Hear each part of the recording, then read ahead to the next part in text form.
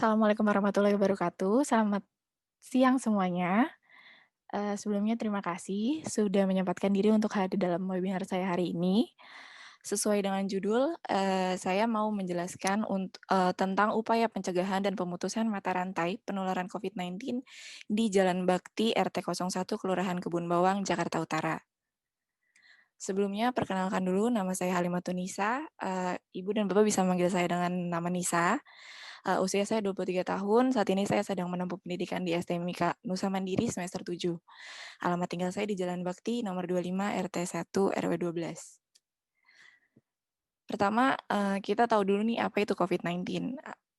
Sebelumnya, pasti Bapak dan Ibu udah familiar sama kata-kata COVID-19 ini. COVID-19 ini tuh merupakan penyakit yang disebabkan oleh jenis coronavirus yang berkembang menjadi COVID-19 ini yang dilaporkan pertama kali itu ada di Wuhan pada 31 Desember 2019 lalu. Kemudian apa sih gejalanya dari COVID-19 ini? Kita bisa tahu gejala-gejala COVID-19 ini orang-orang yang terindikasi itu seperti mengalami atau merasakan yang namanya batuk, flu, sakit tenggorokan, sesak napas, lesu, letih, bahkan juga merasakan yang namanya seperti radang paru-paru, ada masalah pada paru-parunya. Selanjutnya, waktu terinfeksinya si COVID-19 ini, si virus coronanya, masa inkubasinya itu dari terjangkitnya virus sampai munculnya gejala penyakit ini umumnya itu pada hari pertama sampai hari ke-14. Bagaimana sih kok bisa seseorang terinfeksi coronavirus ini? Mereka bisa terinfeksi karena adanya kontak dengan orang lain yang terinfeksi virus. Yang kedua itu seseorang yang terinfeksi batuk atau bersin seseorang yang terinfeksi ini batuk atau bersin langsung kepada orang yang rentan terkena virus ini. Kemudian yang ketiga itu mereka menyentuh permukaan benda apapun dengan adanya droplet di atasnya. Lalu menyentuh mata, hidung, atau mulut mereka tanpa melakukan pencucian tangan terlebih dahulu. Kemudian yang pertama itu kita harus melakukan pencegahan agar si virus ini tidak menyebar luas. Yang pertama itu jika di rumah kita ada yang sakit, yang pertama kita harus melakukan pencegahan seperti biasa, melakukan bersih-bersih dan lain sebagainya. Yang kedua, tempatkan orang yang sakit di ruangan terpisah atau melakukan isolasi mandiri.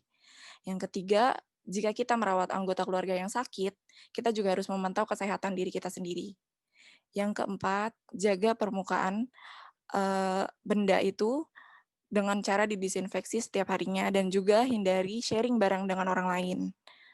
Yang kelima, jika Anda sakit, tetaplah berhubungan dengan orang lain melalui telepon atau email agar orang lain pun tetap tahu bagaimana kondisi kita saat itu. Yang keenam, jaga kesehatan emosional keluarga Anda termasuk diri Anda sendiri. Kemudian social distancing. Nah, untuk saat ini kita tahu bahwa di Indonesia itu sedang melakukan gerakan kampanye 3M. Yang pertama itu menjaga jarak, menggunakan masker, dan mencuci tangan. Social distancing ini menjaga jarak setidaknya 1 meter atau 3 kaki di antara orang yang satu dan orang yang lainnya. Yang kedua itu usahakan tidak melakukan kontak dengan manula. Kemudian tanda peringatan darurat. Ini adalah ciri-ciri orang yang sudah terinfeksi. Yang pertama, kita bisa lihat dari bibir atau wajah tiba-tiba berubah kebiruan. Yang kedua, ada tekanan pada dada secara terus-menerus atau terlihat sesak. Yang ketiga, kebingungan atau ketidakmampuan untuk bangun karena si virus ini menyerang daya tahan tubuh kita juga, jadi mungkin agak menjadi lemas atau letih. Yang keempat, kesulitan saat bernafas. Selanjutnya ada tips perlindungan. Yang pertama itu pertahankan jarak sosial, seperti yang udah kita tahu ya, menjauhkan kerumunan dan lain sebagainya. Yang kedua ini ada jaga kebersihan benda dan permukaan. Selanjutnya, cuci tangan Anda sesering mungkin. Kalau memang sedang di luar, tidak memungkinkan untuk mencuci tangan dengan air mengalir, bisa menggunakan hand sanitizer yang kita bawa. Selanjutnya, jangan menyentuh mata, hidung, atau mulut tanpa melakukan pencucian tangan terlebih dahulu. Nah, ini peraturan transportasi umum atau bisa juga bukan hanya transportasi umum, tapi belanja dan lain sebagainya. Yang pertama itu gunakan pembayaran digital, yang kedua kontak antara orang yang satu dan lainnya itu harus dijaga seminimal mungkin.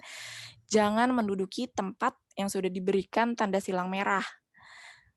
Kemudian selanjutnya tutup mulut Anda dengan siku saat batuk dan gunakan pembersih tangan, itu merupakan etika batuk. Yang terakhir yang paling penting jangan menyentuh apapun. Kemudian ini ada alat perlindungan diri. Yang pertama kita harus gunakan alat perlindungan diri yang benar.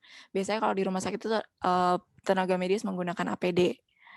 Yang kedua itu ada masker bedah dan respirator. Kalau kita biasanya warga bisa menggunakan masker kain yang sebelumnya sudah diberikan oleh pemerintah. Selanjutnya yang ketiga itu ada pelindung mata dan wajah atau biasa kita sebut face shield. Yang keempat itu ada sarung tangan pengaman. Bersihkan permukaan dan benda yang sering disentuh. Nah, ini berapa lama waktu virus bertahan di masing-masing permukaan. Bisa kita lihat di sini ada permukaan dan ada juga waktunya di masing-masingnya. Ini ada penyemprot itu bertahan sampai 3 jam, kemudian di tembaga dia bisa bertahan sampai 4 jam, di plastik itu paling lama bisa 2 sampai 3 hari. Kemudian kardus 24 jam, baja 2 sampai 3 hari, kayu itu bisa sampai 4 hari. Makanya kita harus tetap membersihkan permukaan benda-benda yang akan kita sentuh. Selanjutnya mencuci tangan. Yang pertama bisa menggunakan alkohol.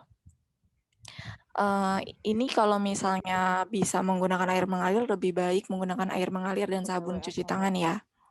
Yang kedua itu, ini kita usapkan ke sela-sela jari kanan dan kiri. Kemudian yang ketiga bisa diusapkan ke telapak kanan dan kiri. Yang keempat ke bagian kuku-kuku jari. Yang kelima itu di bagian pergelangan tangan kita. Yang keenam jempol. Yang ketujuh kita gosok sampai kering dan terakhir tangan sudah terdisinfeksi atau sudah bersih. Saran saya lakukan berbagai cara pencegahan demi keselamatan bersama. Mungkin materi saya cukup sampai di sini. Sebelumnya ada yang ingin bertanya? Selamat siang, Kak. Iya. Saya Ningsih yang bertanya, Iya, Ningsih, silakan. apakah bisa menggunakan masker lain selain masker bedah? Masker lain selain masker bedah ya? Sebenarnya Iya. bisa. Saat ini tuh udah banyak masker kain yang dijual dengan harga terjangkau dan sesuai dengan ketentuan standarnya ya. Tapi harus tetap dibersihkan juga secara berkala agar tetap aman. Cukup? Cukup, Kak. Makasih banyak, Kak. Sama-sama. Halo Kak, Ya, halo. Selamat siang. siang. Saya mau nanya ini tentang webinarnya. Iya, boleh. Silakan. Apa sih penyebab utama seseorang bisa terjangkit virus COVID-19? Nah, penyebab utama seseorang terjangkit virus COVID-19 itu sendiri seperti yang udah kita ketahui nih ya, kalau daya tahan tubuh kita itu sangat penting dalam melawan segala virus yang ada di dalam tubuh. Jadi jika daya tahan tubuh kita lemah, virus apapun bisa masuk ke dalam tubuh kita. Sama halnya seperti COVID-19, jadi jaga daya tahan tubuh kalian agar tetap fit ya. Iya Cukup. Kak, terima kasih. Sama-sama, sehat selalu ya Tri. Iya Kak. Ada lagi yang mau nanya? Saya Zulfikar. Iya, silakan. Mau nanya apa?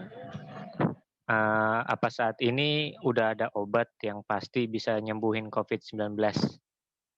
Sampai saat ini yang saya tahu ya, rumah sakit umum di Indonesia pun masih menggunakan vitamin aja untuk memperbaiki daya tahan tubuhnya agar bisa melawan si virus COVID-19 itu sendiri.